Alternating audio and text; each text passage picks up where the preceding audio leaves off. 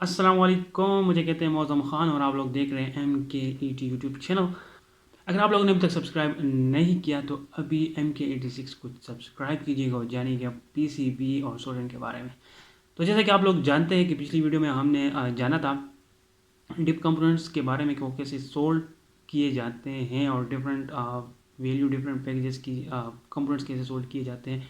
तो आज की वीडियो में हम देखेंगे कि SMD कंपोनेंट्स कैसे सोल्ड किए जाते हैं। SMD के डिफरेंट पैकेजेस होते हैं, तो हम जो है आज 0805 के पैकेजेस के बारे में आपको बताएंगे, जो कि रजिस्टर्स का होता है। उससे और भी छोटे के होते हैं 0608 के, तो वो इंशाल्लाह हम बाद में देखेंगे। आज के जो पैकेजेस है वो 0805 पैकेज है रजिस्टर्स का, तो वो हम जानेंगे कि वो SMD कंपोनेंट्स कैसे सोल्ड किए जाते हैं। अमूमन तो डिफरेंट PCBs पर SMD कंपोनेंट्स मशीन के थ्रू, ओवंस के थ्रू सोल्ड किए जाते हैं।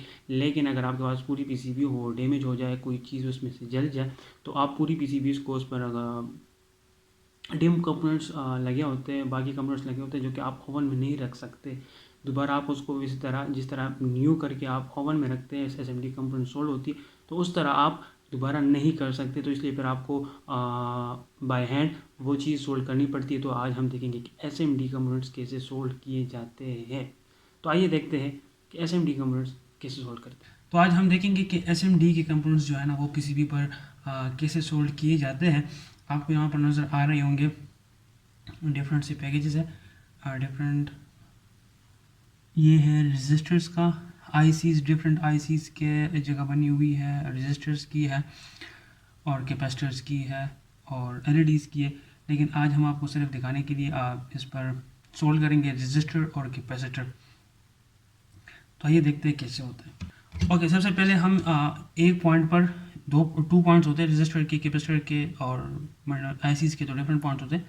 तो आपने किसी एक पॉइंट पर सोल्डर पेस्ट कर देना है ताकि हम उसको लगाते वक्त वो रजिस्टर को या कैपेसिटर को पकड़ सके। तो हम एक साइड पे लगा लेते हैं, एक साइड पे हमने सोल्डर यहाँ पे लगा दिया। डिफरेंट पॉइंट्स पर हमारे पास डिफरेंट वैल्यू के कैपेसिटर्स है।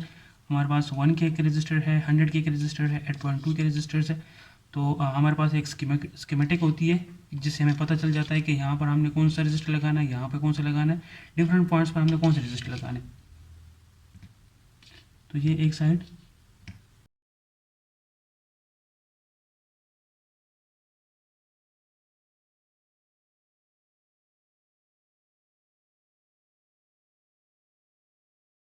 ये हमारे पास ट्विज़र है।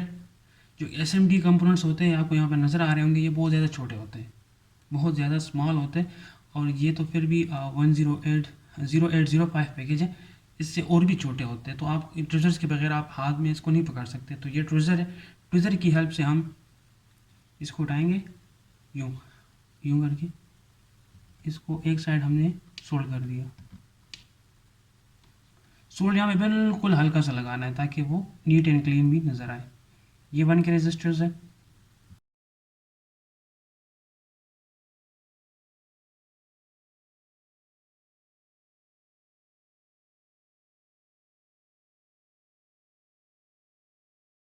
ये अब 100K रजिस्टर्स हैं।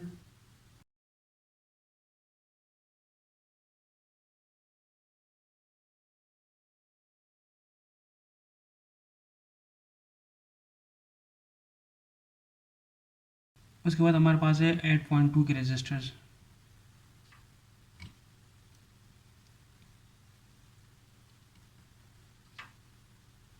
ये एक साइड हमारी सोल्ड हो गई। अब देखते हैं हम कैपेसिटर की तरफ।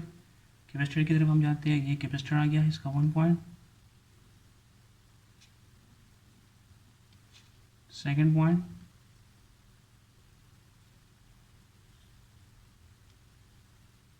थर्ड पॉइंट, इसको हम हाथ घुमा के 90 डिग्री ये।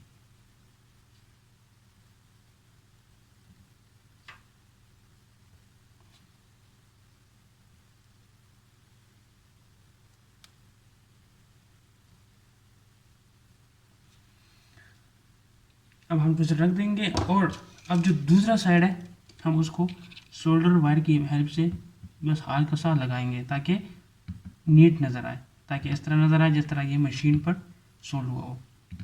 अक्सर बेसिकली डिफरेंट पीसीबी जो होती है उसमें ये एसएमडी कंपोनेंट जो होते हैं ये मशीन के ज़रिए लगाई जाती है, प्लेसमेंट इनकी मशीन के ज़रिए होती है और फिर ओवन के ज़रिए उसको सोल्ड कर दिया जाता है। लेकिन अगर आपको कहीं पर ज़रूरत पड़ जाए, अब पीसीबी है, कहीं पर रिपेयर करनी हो, इस पर डिप कंपोनेंट्स लगे होते, तो फिर आप मशीन में नहीं रख सकते, ओवन में आप बिल्कुल भी नहीं रख सकते, तो फिर आपको हाथ की मदद से ये कंपोनेंट्स आपको सोल्ड करने पड़ते हैं।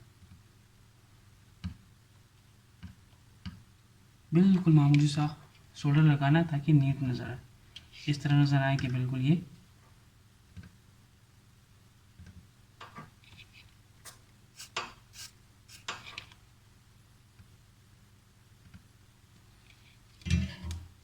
तो ये देखा आप लोगों ने कि बिल्कुल बहुत इजी है एसएमडी कंपोनेंट्स को सोल्व करना। बस आपकी थोड़ी सी प्रैक्टिस होनी चाहिए, आपको सोल्डरिंग आयरन और सोल्डर वायर का पता होना चाहिए कि कितने टाइम तक आपने सोल्डर को रखना है, कितने टाइम तक आपने सोल्डर वायर को रखना है।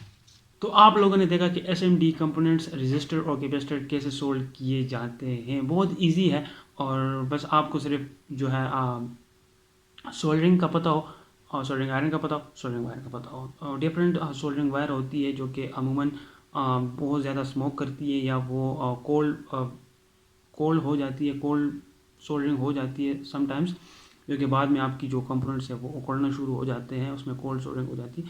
तो आपने जो करना है, आपने सोल्डरिंग वायर और सोल्डरिंग आयरन का जो चुनाव है, जो इंतखाब है, जो सेलेक्ट करना है वो आपने सही से करना है। 40 वाट का होता है एक सोल्डरिंग आयरन, एक 60 वाट का।